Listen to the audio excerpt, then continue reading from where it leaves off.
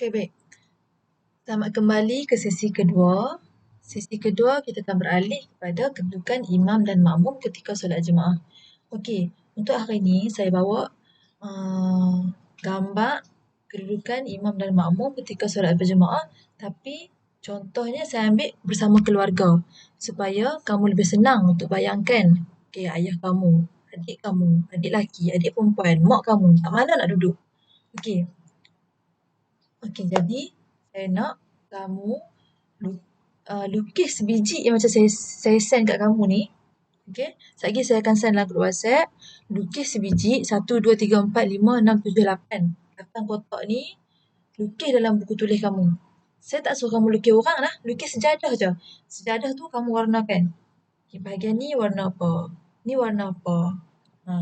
Warna tu melambangkan apa? Kamu tulislah sikit. Okey? Kamu tu buat sama macam ni. Kalau nak senang buat je. Ada colour biru, colourlah warna biru. Supaya kamu tahu. Okay, kalau imam lelaki dengan makmum lelaki, macam mana kedudukan dia. Imam belah kiri, makmum belah kanan. Okay, makmum kena belakang sikit. Okay, kalau makmum lelaki ramai, kena duduk belakang sebaris. Imam kena seorang kat depan. Okay? Saya nak kamu lukis dalam buku. Tak payah lukis teruk-teruk. Lukis sejadah je, petak saja pun tak apa. Okay, jelas?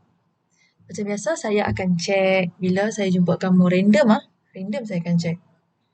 Okay, kemudian kita beralih ke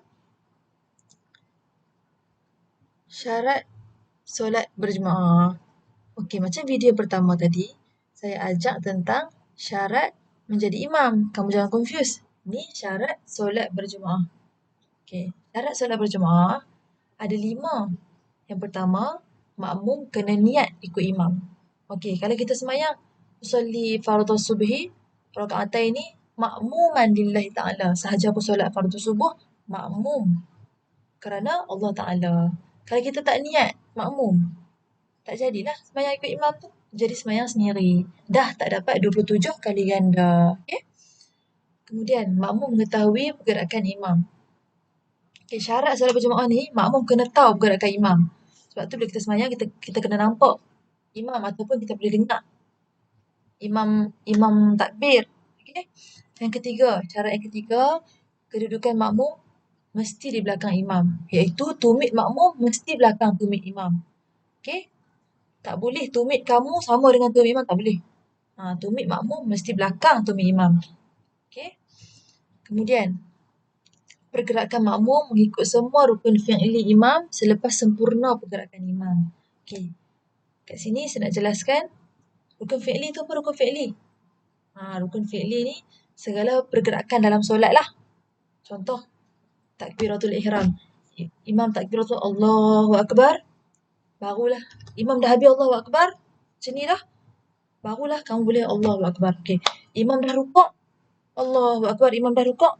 Barulah kamu boleh rukuk. Ni jangan. Imam tak habis rukuk lagi. Allahu Akbar. Kamu rapi dulu dah. Tak boleh.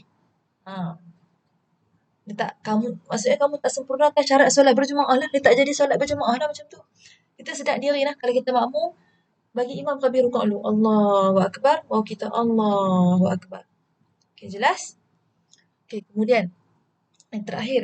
Jarak antara saf terakhir dalam masjid dengan saf pertama di luar masjid tidak boleh melebihi 150 meter. Okay? Jelas? Okay, sekian. Itu sahaja untuk video sesi yang kedua.